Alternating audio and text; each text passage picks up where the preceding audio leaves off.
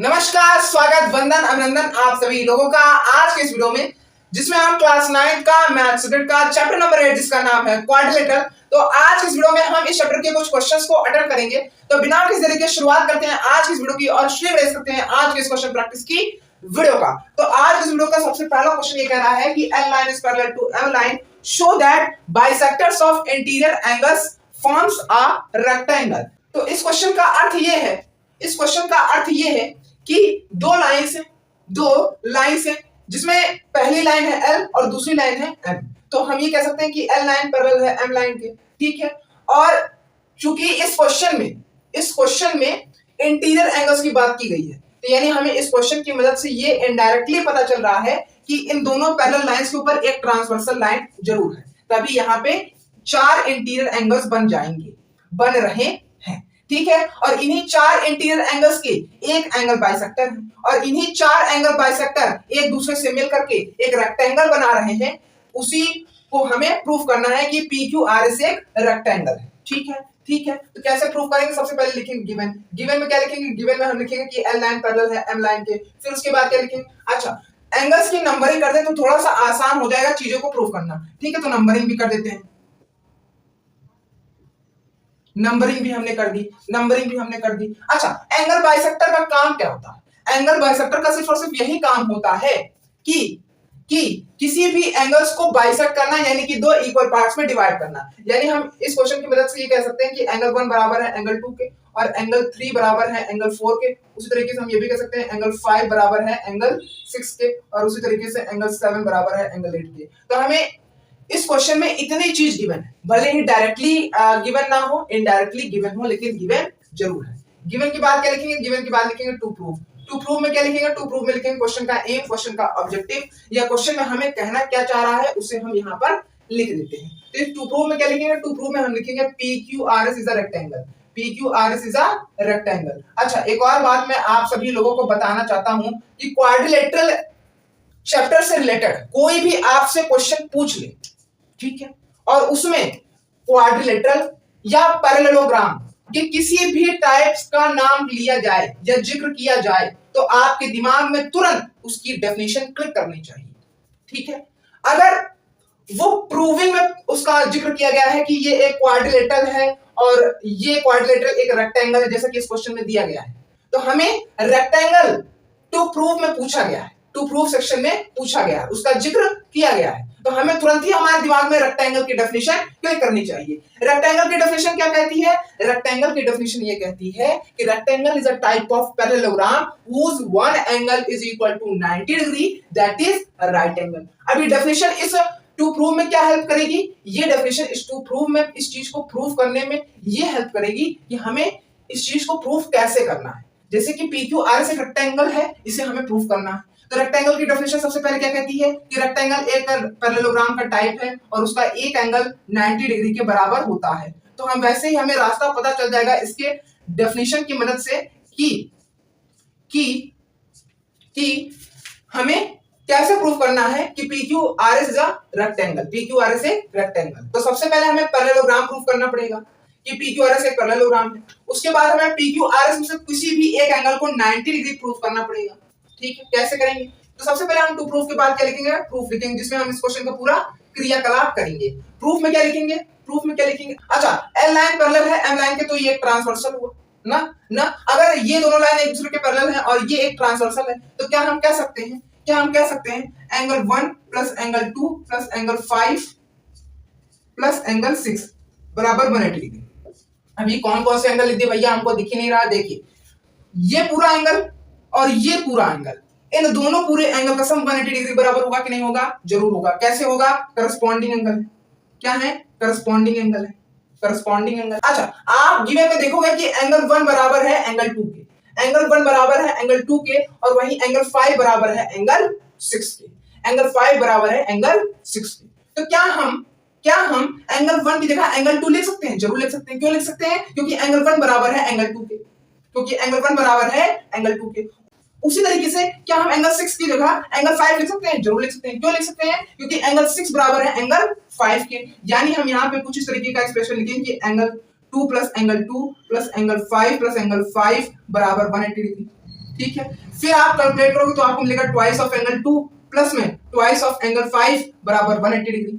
ठीक है, फिर आप 2 कॉमन ले लोगे इन दोनों एंगल से तो आपको मिलेगा 2 ब्रैकेट में angle 2 plus angle 5 bracket close is equal to 180 degree. अब एंगल 2 प्लस एंगल 5 की वैल्यू कितनी मिलेगी? 180/2 मिलेगी, यानी कि 90 डिग्री मिलेगी ना, 90 डिग्री मिलेगी, 90 डिग्री मिलेगी। अच्छा, आप ऐसे बहुत से क्वेश्चन कर चुके हो कि किसी भी क्वाड्रिलेटरल के किसी भी एंगल को 90 डिग्री कैसे प्रूफ किया जा सकता है। ठीक है, अब इतनी चीज हम कर लिए, उसके आगे क्या लिखेंगे? उसके आगे क्या लिखेंगे? उसके आगे हम लिखेंगे इन ट्रायंगल PQR, PQR, ठीक है, PQR एंगल 1, अच्छा यहां पे एंगल, अच्छा इस तरीके से ना, angle Q plus angle 2 plus angle 5 बराबर 180 डिग्री होगा। कैसे होगा? Angle sum property of triangle है, angle sum property of triangle है। एंगल Q हमें नहीं पता है, एंगल 2 प्लस एंगल 5 पता है जो कि है 90 डिग्री, तो हम इस तरीके से लिख देंगे, तो हमें एंगल Q निकल आ जाएगी उसकी वैल्यू, तो हमें एंगल Q की वैल्यू पता चल जाएगी जो कि होगी 90 डिग्री। कैसे पता चल जाएगी? 90 इस तरफ चला जाएगा तो माइनस में हो जाएगा, 180 डिग्री माइनस 90 डिग्री, तो एंगल Q की वैल्यू निकल आई, तो एंगल Q की वैल्यू निकल आई 90 डिग्री। ठीक, तो हमने इस तरीके से इस PQRS के एक एंगल को 90 डिग्री प्रूव कर दिया। हमारा एक मकसद पूरा हो चुका है। पहला मकसद अभी बाकी, दूसरा मकसद ना, दूसरा मकसद अभी बाकी, जो कि PQRS को एक पैरेललोग्राम प्रूफ करना है, शो करना है। तो सबसे पहले आप इतनी चीज लिख लो, फिर उसके बाद आगे बढ़ते हैं इस क्वेश्चन में। ठीक है,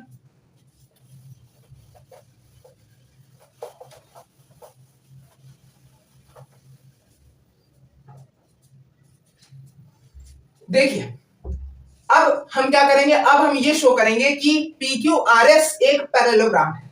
अच्छा, मैंने आपको बताया था कि किसी भी क्वाड्रिलेटरल को पैरेललोग्राम प्रूफ करने के क्या क्या रास्ते हो सकते हैं, जिसमें से मैंने एक रास्ता बताया था कि उस क्वाड्रिलेटरल के अगर बोथ ऑपोजिट साइड्स को पैरेलल प्रूफ कर दो तो वो क्वाड्रिलेटरल एक पैरेललोग्राम माना जाएगा। ठीक है, तो यानी अगर हम PQ को पैरेलल कर दे SR के और उसी तरीके से QR को पैरेलल कर दे PS के, तो PQRS एक पैरेललोग्राम माना जाएगा। ठीक है, ठीक है, ठीक है, ठीक है, ठीक है जी। अच्छा, एंगल कैसे करेंगे प्रूफ, कैसे करेंगे प्रूफ, कैसे करेंगे प्रूफ? L लाइन पैरेलल है M लाइन के और एक ये ट्रांसवर्सल है, तो क्या हम कह सकते हैं ये पूरा एंगल और ये पूरा एंगल अल्टरनेट इंटीरियर एंगल हैं, तो इसलिए ये दोनों एंगल क्या होंगे? इक्वल होंगे। तो क्या हम कह सकते हैं angle 1 plus angle 2 is equal to angle 7 plus angle 8। कैसे कह सकते हैं? Alternate interior angle, alternate interior angles. ठीक है, ठीक है, ठीक है। अच्छा, मैंने अभी देखा कि एंगल 1 बराबर है एंगल 2 के, एंगल 1 बराबर है एंगल 2 के, तो क्या हम एंगल 1 की जगह एंगल 2 लिख सकते हैं? हाँ, क्या तो क्या हम एंगल 1 की जगह एंगल 2 लिख सकते हैं? जरूर लिख सकते हैं। कैसे लिख सकते हैं? Angle 2 plus angle 2। कैसे लिख सकते हैं? क्योंकि एंगल 1 बराबर है एंगल 2 के, तो इसलिए हम एंगल 1 की जगह एंगल 2 लिख सकते हैं। ठीक है, उसी तरीके से मैंने फिर से देखा गिवन में कि एंगल 7 बराबर है एंगल 8 के। ठीक है, ठीक है, तो क्या हम एंगल 8 की जगह एंगल 7 लिख सकते हैं? जरूर लिख सकते हैं। तो हम लिखेंगे एंगल 7 प्लस एंगल 7, तो कुछ इस तरीके का एक्सप्रेशन आपको मिलेगा और आप कैलकुलेट करोगे तो आपको मिलेगा ट्वाइस ऑफ एंगल 2 बराबर होगा ट्वाइस ऑफ एंगल 7 के। ठीक है, फिर 2 को आप इस तरफ भेजोगे तो आपको मिलेगा कुछ इस तरीके का, एंगल 2 बराबर ट्वाइस ऑफ एंगल 7 अपॉन 2, 2 से कैंसिल आउट हो जाएगा तो आपको आगे मिलेगा एंगल 2 बराबर एंगल 7, एंगल 2 बराबर एंगल 7। अगर एंगल 2 बराबर है एंगल 7 के, यानी ये अल्टरनेट इंटीरियर एंगल्स हुए PQ और RS के, PQ और RS के, और ये ट्रांसवर्सल हो गया PQ RS का ना, तो हम इसकी मदद से एक पेयर ऑफ ऑपोजिट साइड को पैरेलल कर सकते हैं। तो हम ये लिखेंगे therefore PQ is parallel to RS, PQ is parallel to RS। एक पेयर तो पैरेलल प्रूफ हो गया, दूसरा पेयर अभी बाकी है। कैसे करेंगे, कैसे करेंगे, कैसे करेंगे? देखिए कैसे करेंगे, देखिए जैसे हमने इसे प्रूफ किया, जैसे ही हमने इस पेयर ऑफ ऑपोजिट साइड को पैरेलल प्रूफ किया, वैसे हम दूसरे पेयर ऑफ ऑपोजिट साइड को प्रूफ करेंगे। ठीक है, ठीक है, ठीक है, तो क्या लिख सकते हैं हम इसमें, क्या लिख सकते हैं हम इसमें? हम लिखेंगे इसमें कि अगर एल लाइन पैरेलल है एम लाइन के और ये ट्रांसवर्सल है, तो क्या हम उसी तरीके से कह सकते हैं कि ये पूरा एंगल और ये पूरा एंगल अल्टरनेट इंटीरियर एंगल माने जाएंगे। और ये दोनों एंगल अगर अल्टरनेट इंटीरियर एंगल हैं तो ये दोनों पूरे एंगल एक दूसरे के इक्वल होंगे। जैसे हम लिख सकते हैं कि एंगल 3 प्लस एंगल 4 बराबर होगा एंगल 5 प्लस एंगल 6 के। इस तरीके से क्या हम कह सकते हैं? जरूर कह सकते हैं, जरूर कह सकते हैं।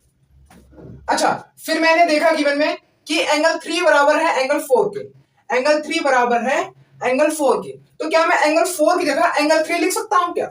जरूर लिख सकता हूं। क्यों? क्योंकि एंगल 4 बराबर है एंगल 3 के। ठीक है, उसी तरीके से मैंने फिर से गिवन में देखा कि एंगल 5 बराबर है एंगल 6 के, एंगल 5 बराबर है एंगल 6 के, तो उसी तरीके से क्या मैं एंगल 6 की जगह एंगल 5 लिख सकता हूं क्या? जरूर लिख सकता हूं। क्यों लिख सकता हूं? क्योंकि एंगल 5 और एंगल 6 एक दूसरे के बराबर हैं।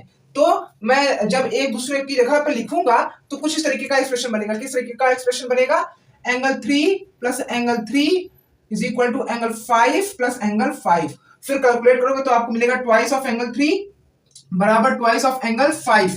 ठीक है, फिर इस 2 को इस तरफ भेजो तो आपको मिलेगा एंगल 3 बराबर ट्वाइस ऑफ एंगल 5 अपॉन में 2, तो 2 से 2 कैंसिल आउट, तो आपको मिलेगा एंगल 3 बराबर एंगल 5। अब जब एंगल 3 बराबर हो गए एंगल 5 के, एंगल 3 बराबर हो गए एंगल 5 के, तो मैं लिख सकता हूं आगे कि देयरफॉर